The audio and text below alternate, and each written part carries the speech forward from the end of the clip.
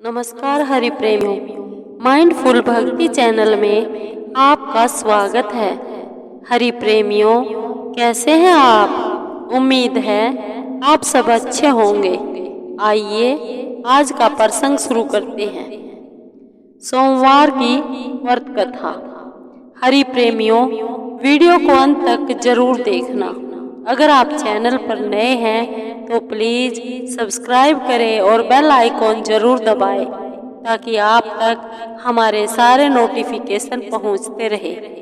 हरि प्रेमियों, आइए जानते हैं सोमवार की व्रत कथा। किसी नगर में एक धनी व्यापारी रहता था। दूर दूर तक उसका व्यापार फैला हुआ था। नगर के सभी लोग उस व्यापारी का सम्मान करते थे।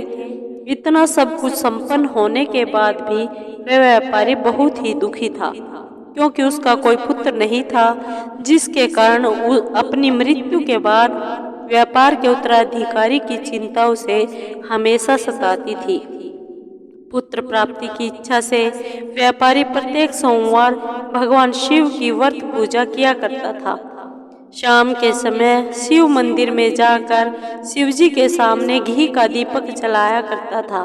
उसकी भक्ति देखकर माँ पार्वती प्रसन्न हो गई और भगवान शिव से उस व्यापारी की कामना पूर्ण करने का निवेदन किया।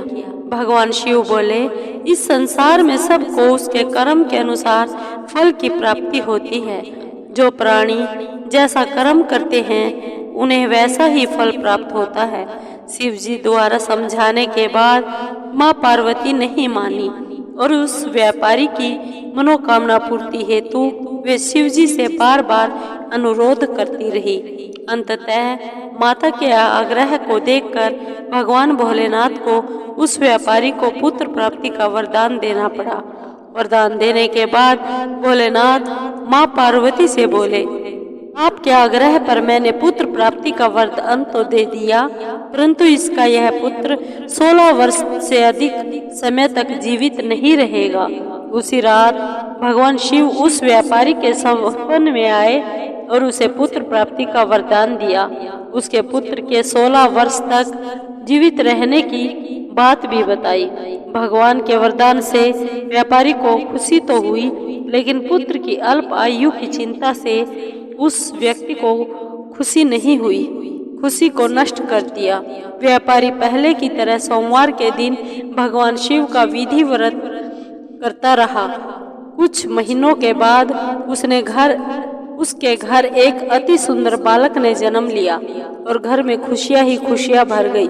परंतु धूमधाम से पुत्र जन्म का समारोह मनाया गया, परंतु व्यापारी को पुत्र जन्म की अधिक खुशी नहीं हुई, क्योंकि उसे पुत्र की अल्प आयु के रहस्य का पता था। जब पुत्र 12 वर्ष का हुआ तो व्यापारी ने उसे उसके मामा के साथ पढ़ने के लिए बनारस भेज दिया।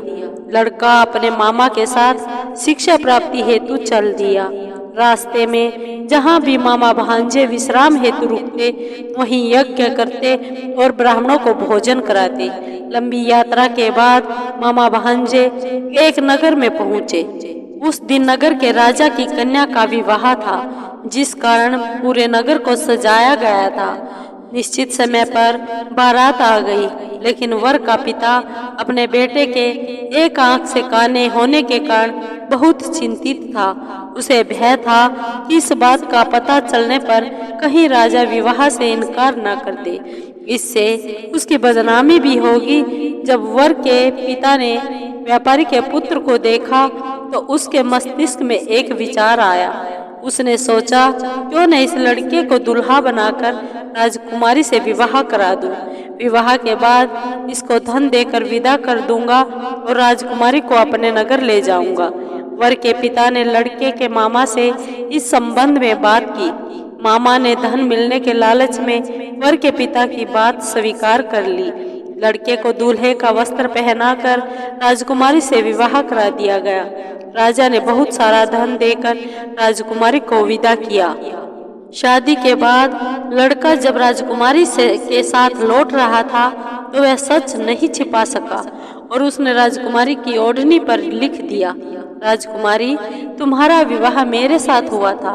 मैं तो बनारस पढ़ने के लिए जा रहा हूँ और आप जिस के साथ तुम्हें भेजा जा रहा है पत्नी बनाकर वह कान्हा है।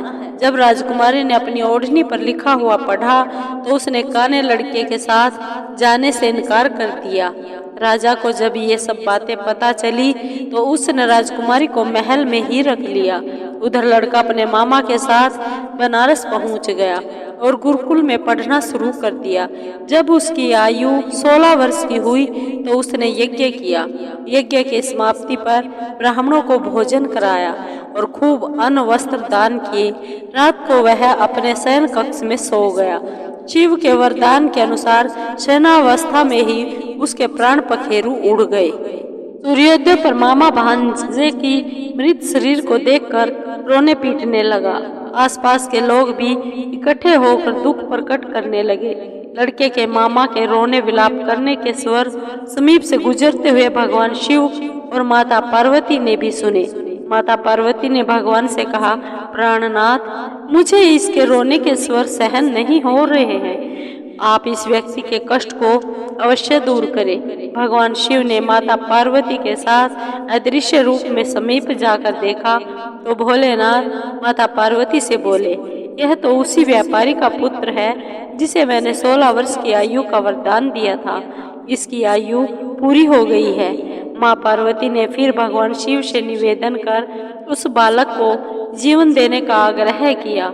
माता पार्वती के आग्रह पर भगवान शिव ने उस लड़के को जीवित होने का वरदान दिया और कुछ ही पल में वह जीवित होकर उठ बैठा। शिक्षा समाप्त करके लड़का मामा के साथ अपने नगर की ओर चल पड़ा। दोनों चलते हुए उसी नगर में पहुंचे जहां उसका विवाह हुआ था। उस नगर में भी यज्ञ का आयोजन किया।